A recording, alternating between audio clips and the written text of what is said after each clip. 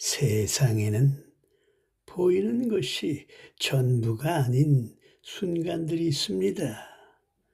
오늘 제가 들려드릴 이야기가 바로 그런 이야기입니다.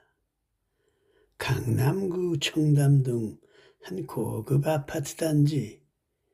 이른 아침 리어카 하나가 아파트 입구에 멈춰 섰습니다. 리어카에는 사과, 배, 감이 수북이 쌓여 있었고 그 뒤에는 허리가 구부정한 한 노인이 서 있었습니다. 사과 사세요.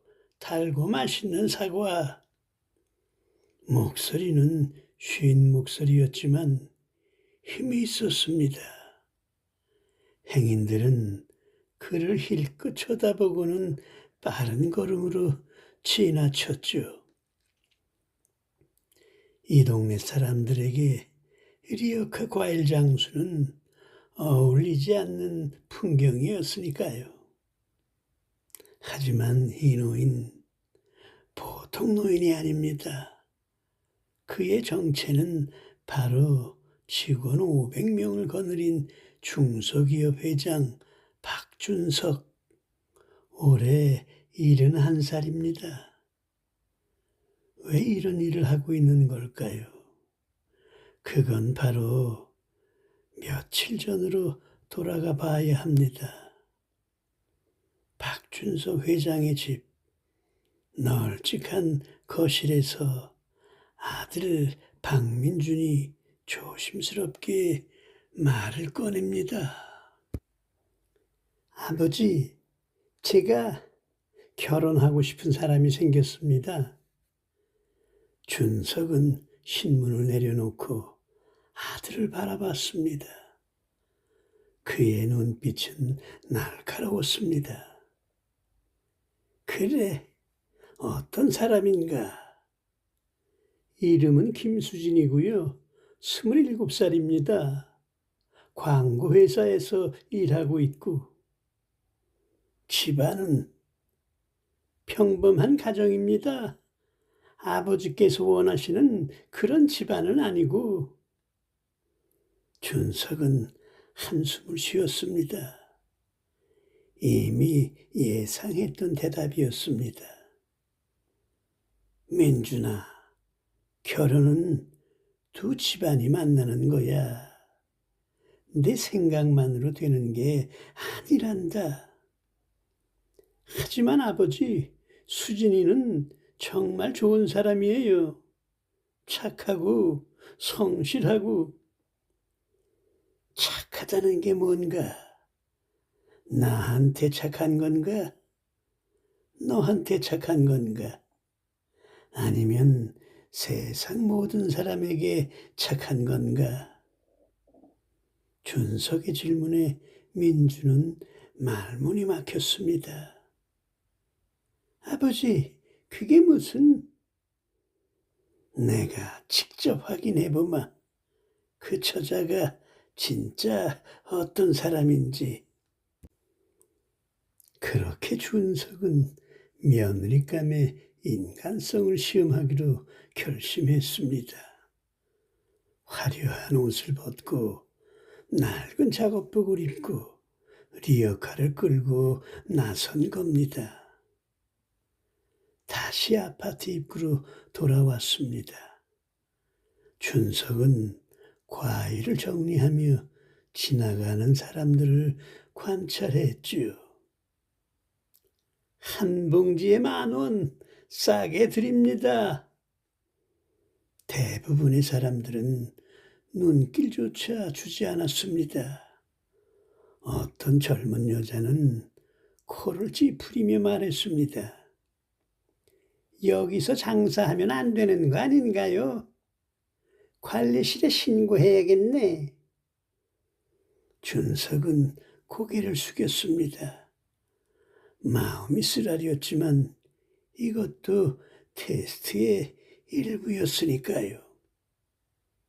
그때 한 젊은 여성이 천천히 다가왔습니다.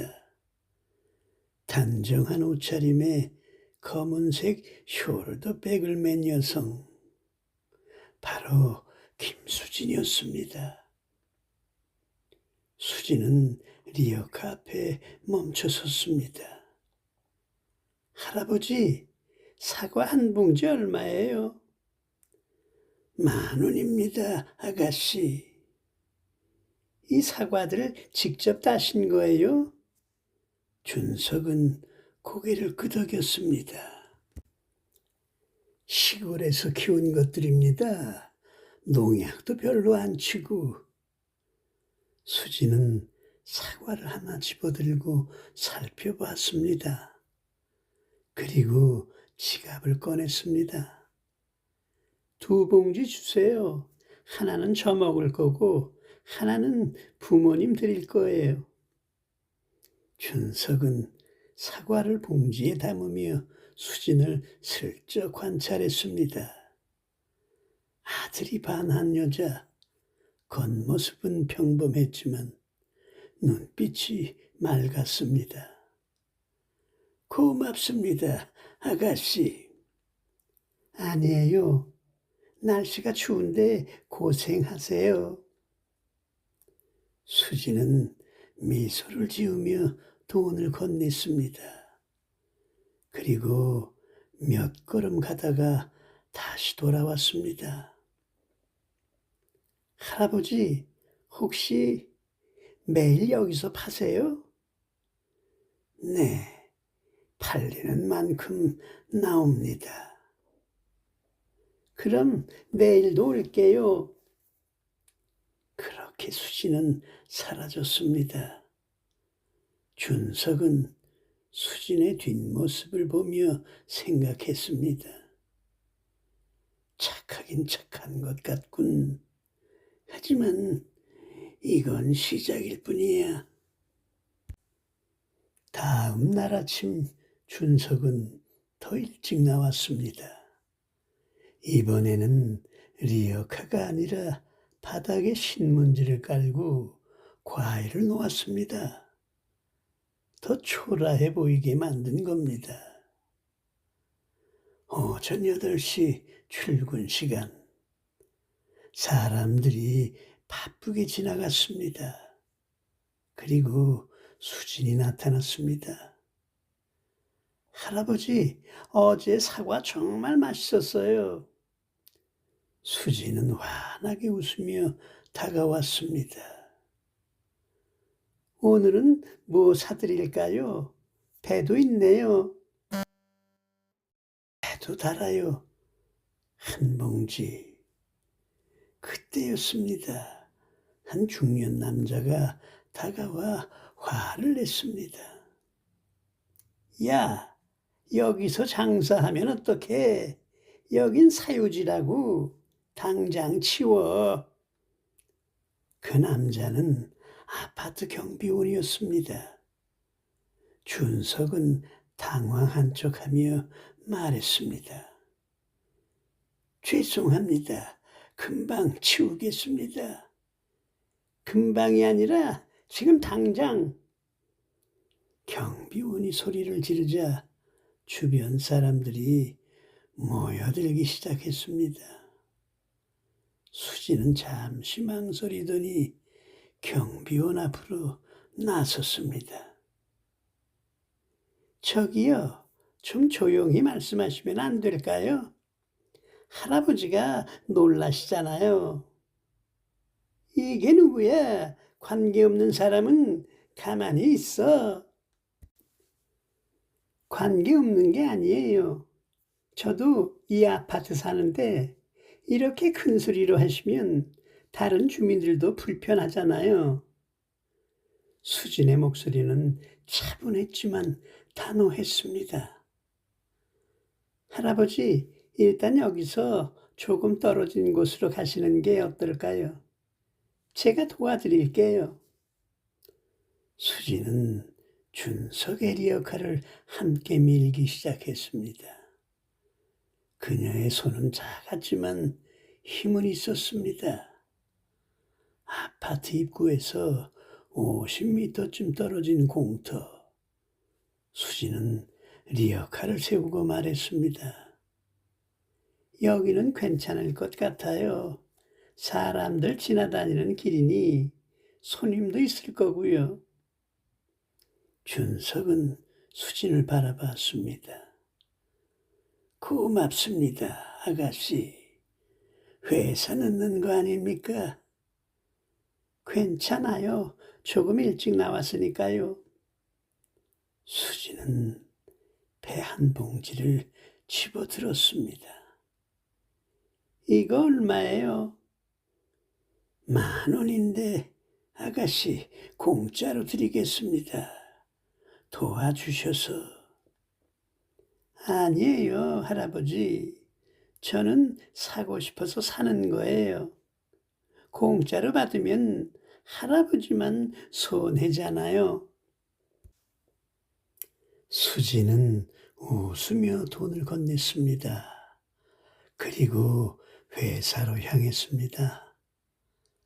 준석은 수진의 뒷모습을 보며 생각했습니다.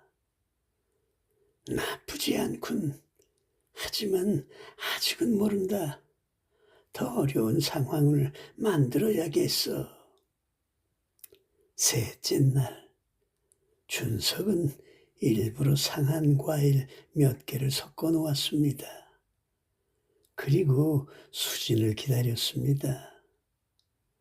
오전 9시 수진이 나타났습니다. 여느 때처럼 밝은 표정이었습니다. 할아버지, 안녕하세요. 아가씨, 어서 오세요. 수진은 과일을 고르다가 상한 사과 하나를 발견했습니다.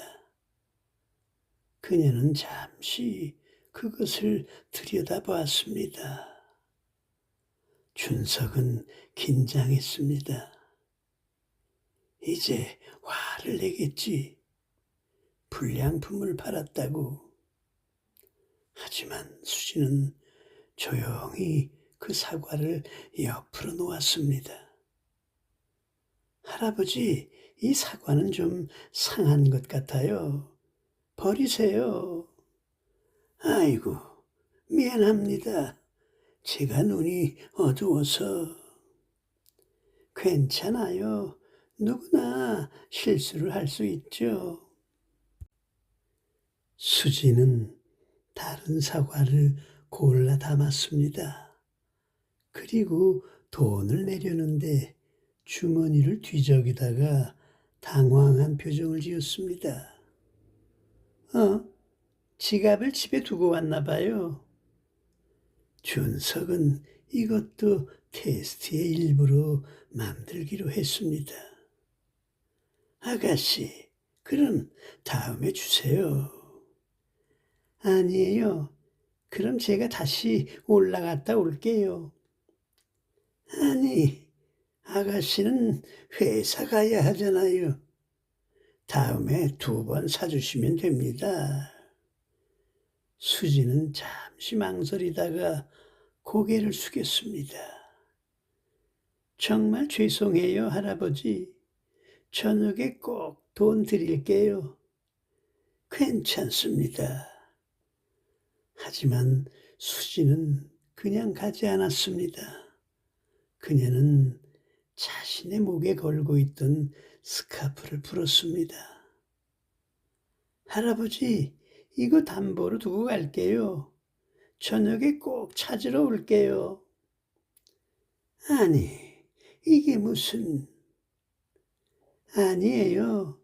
제가 돈 없이 물건을 가져가면 찝찝하거든요.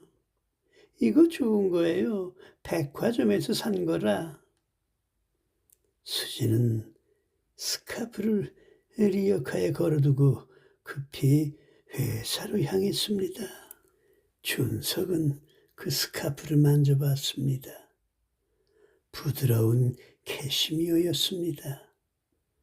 적어도 30만 원은 넘는 물건이었죠. 10,000원짜리 과일 때문에 30만 원짜리 스카프를 담보로 두고 가다니. 준석의 마음이 조금씩 움직이기 시작했습니다. 저녁 7시 준석은 아직도 그 자리에 있었습니다. 수진이 올지 안 올지 궁금했습니다. 안 올 수도 있지. 그깟 스카프 하나쯤 포기하고. 하지만 7시 30분 수진이 나타났습니다. 숨을 헐떡이며 뛰어왔습니다. 할아버지, 죄송해요. 회사 일이 늦게 끝나서. 수진은 지갑을 꺼내 2만 원을 건넸습니다. 오늘 것하고 어제 담보로 둔 것까지요.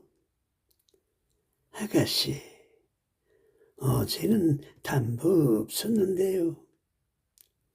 아니에요. 제가 기억 못했을 수도 있으니까요. 그냥 받으세요. 수지는 웃으며 스카프를 도로 메고는 또다시 바쁘게 사라졌습니다. 준석은 그 뒷모습을 보며 깊은 생각에 잠겼죠. 신용을 지키는구나. 작은 일에도 책임감이 있어. 넷째 날 준석은 마지막 테스트를 준비했습니다. 일부러 리어카를 길 한가운데 세워두고 공터 한쪽에 앉아 쉬는 척했습니다. 오전 8시 수진이 나타났습니다. 그런데 이번에는 혼자가 아니었습니다. 한 할머니가 그녀 옆에 있었습니다. 할아버지, 안녕하세요. 준석은 고개를 들었습니다. 아, 아가씨. 할아버지, 오늘은 좀 피곤해 보이시네요. 괜찮으세요? 나이를 먹으니까 아침에 몸이 안 풀리네요. 수지는 잠시 생각하더니 옆에 할머니에게 말했습니다. 어머니, 제가 금방 올게요. 그리고 수지는 근처 편의점으로 달려갔습니다. 5분 후 그녀는 따뜻한 커피 한 잔을 들고 왔습니다. 할아버지, 이거 드세요. 따뜻한 거 드시면 좀 나으실 거예요. 아니, 아가씨가 무슨, 이건 너무.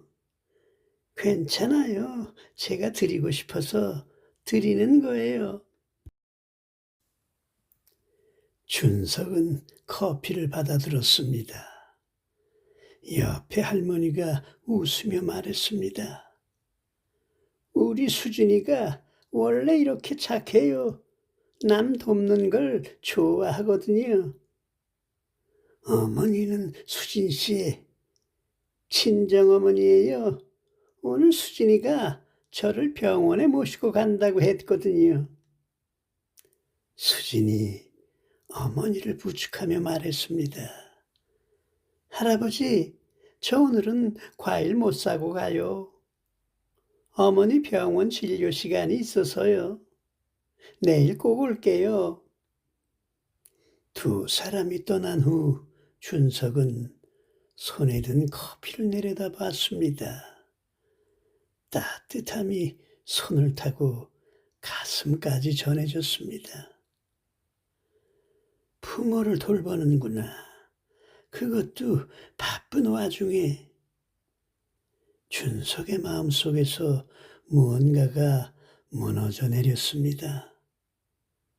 그가 쌓아두었던 선입견, 의심, 경계심 같은 것들이. 5째 날 아침 준석은 평소보다 일찍 나왔습니다. 오늘은 정체를 밝힐 생각이었습니다. 오전 8시 수진이 나타났습니다. 그런데 이상했습니다. 그녀의 표정이 어딘가 어두웠습니다. 할아버지, 안녕하세요. 아가씨, 무슨 일이 있습니까? 수지는 잠시 망설이다가 입을 열었습니다. 할아버지, 제가 할아버지께 고백할 게 있어요. 준석은 긴장했습니다. 사실은 저 여기 사는 게 아니에요. 네? 저는 다른 구에 살아요. 그냥 할아버지가 혼자 장사하시는 게 안쓰러워서 매일 이리로 출근하는 척하고 과일을 사드렸어요. 실은 회사가 반대편인데. 수지는 고개를 숙였습니다. 거짓말해서 죄송해요. 하지만 할아버지 혼자 고생하시는 게 너무 마음이 아파서. 준석은 말문이 막혔습니다. 이 젊은 여성은 자신을 위해 먼 길을 돌아서 출근했던 겁니다. 매일. 그 순간 준석은 깨달았습니다. 자신이 시험하려 했던 것들, 인간성, 성품, 진심, 그 모든 것을 이미 확인했다는 것을. 준석은 천천히 입을 열었습니다. 아가씨, 제가 고백할 게 있습니다. 네? 저는 사실 과일 장수가 아닙니다. 수진의 눈이 커졌습니다. 저는 박준석이라고 합니다. 박민준의 아버지입니다. 수진의 얼굴이 새하얗게 질렸습니다. 아가씨의 인간성을 시험하려고 이런 일을 꾸몄습니다. 용서하십시오. 수진은 한동안 말을 잇지 못했습니다. 그리고 천천히 고개를 들었습니다. 그럼 전부 다, 네, 전부 테스트였습니다. 수진의 눈에 눈물이 맺혔습니다. 하지만 그녀는 울지 않았습니다. 제가 합격한 건가요? 준석은 깊게 고개를 숙였습니다. 합격이 아닙니다. 제가 졌습니다. 네? 제가 아가씨의 인간성을 시험했지만 정작 시험을 통과하지 못한 건 저였습니다. 저는 겉모습만 보고 사람을 판단하려 했죠. 하지만 아가씨는 저를 초라한 과일 장수를 한 번도 무시하지 않았습니다. 준석은 수진의 손을 잡았습니다. 제발 우리 며느리가 되어주십시오. 제가 민준이를 아가씨에게 믿고 맡기겠습니다. 수진의 눈에서 눈물이 흘러내렸습니다. 그리고 그녀는 고개를 끄덕였습니다. 6개월 후 박민준과 김수진은 결혼했습니다. 결혼식장에는 준석이 특별히 초대한 사람들이 있었습니다. 그 아파트 경비원, 그리고 과일을 사준 단골 손님들. 피로 연장에서 준석은 하객들에게 말했습니다. 제가 70평생 살면서 깨달은 게 있습니다. 사람의 진짜 모습은 그 사람이 아무것도 얻을 게 없는 상대를 어떻게 대하는지 봐야 알 수 있다는 것입니다. 그는 수진을 바라봤습니다. 우리 며느리는 제가 가장 초라한 모습일 때 저를 가장 따뜻하게 대해 주었습니다. 그것이 진짜 인간성입니다. 수지는 눈물을 닦으며 웃었습니다. 그리고 준석에게 다가가 포옹했습니다. 세상에는 보이는 것이 전부가 아닌 순간들이 있습니다. 그리고 진짜 중요한 것은 언제나 눈에 보이지 않는 곳에 숨어 있습니다. 바로 마음속에 말이죠.